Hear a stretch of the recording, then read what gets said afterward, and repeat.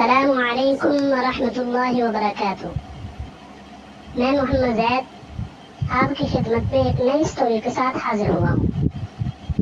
Story شروع کرنے سے پہلے درخواست ہے میرے چینل کو سبسکرائب کریں اور بیل آئیکن کو پریس کرنا نہ بھولیں۔ آئیے چلتے ہیں کلاس روم میں۔ آج کی ہماری سٹوری کا عنوان ہے عجیب دعا۔ مسلمانوں کے خلیفہ دوم حضرت عمر رضی اللہ تعالی عنہ کعبہ شریف کا طواف کر رہے تھے۔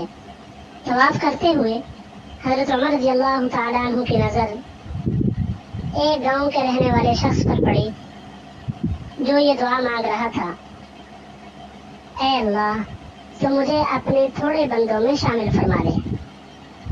یہ دعا سن کر حضرت عمر رضی اللہ تعالیٰ عنہ بہت حیران ہوئے اور فرمایا، اس شخص کو میرے پاس لاؤ۔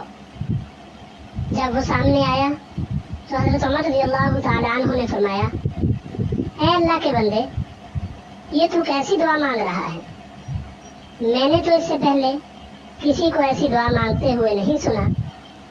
یہ دعا مانگ کر تو اللہ سے کیا چاہتا ہے؟ بدو نے کہا، امیر المؤمنین، آپ جانتے ہیں کہ اس دعا کا کیا مطلب ہے؟ یہ جواب سن کر حضرت عمر رضی اللہ تعالیٰ عنہ اور زیادہ حیران ہوئے اور فرمایا، میں کیسے جانتا ہوں؟ بدو نے کہا، آپ نے قرآن کریم کی یہ آیت تو ضرور پڑھی ہوگی، وَقَلِيلٌ مِّنْ عِبَادِيَ الشَّكُورُ، جس کا ترجمہ یہ ہے، میرے بندوں میں شکر گزار تھوڑے ہیں۔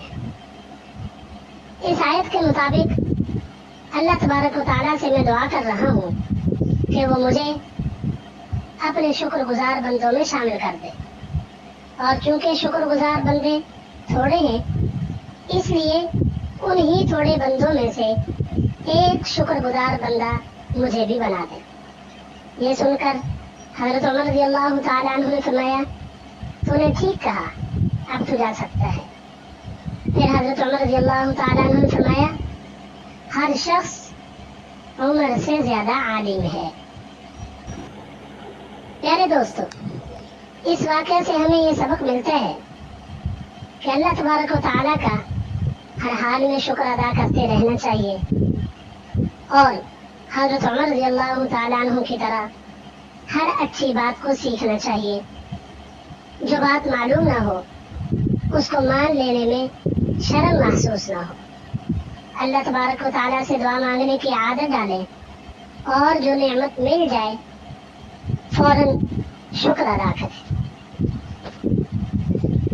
دوستو، آپ کو ہماری سٹوری کیسی لگی؟ اپنی رائے کا اظہار کمنٹ سیکشن میں ضرور کریں۔ اللہ حافظ۔